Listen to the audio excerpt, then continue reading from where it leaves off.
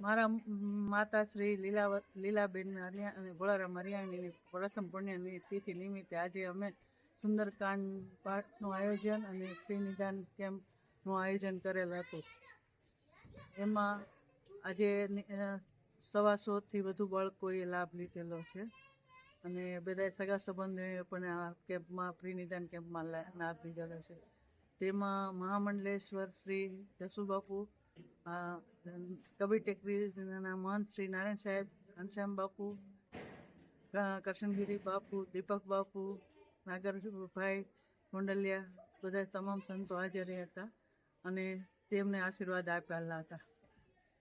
આ મમતા ઘરની પ્રથમ મને વિચાર ઘણા ટાઈમમાં મારા જીવનમાં એક હતું કે મારે કંઈક સેવાકીય પ્રવૃત્તિ કરવી છે.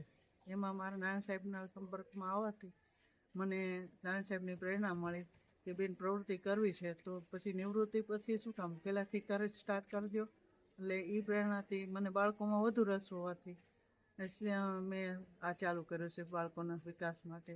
મારા મમતા ઘરમાં મા બાપ વિહોણા, મા અથવા બાપ ન હોય જરૂરિયાતમંદ બાળકોને અહીં રાખવામાં આવે છે. તેને ફ્રી ઓફ જમવાનું, રહેવાનું અને શિક્ષણનું સુવિધાઓ આપવામાં આવે છે. અને અત્યારે અમારી પાસે ફ્રી ટ્યુશન ક્લાસમાં 150 વિદ્યાર્થીઓ આવે છે. 1 થી 10 ધોરણના વિદ્યાર્થીઓ હોય છે અને તેમને 1-2 ટીચરો અને અમે સેવા આપીએ છીએ.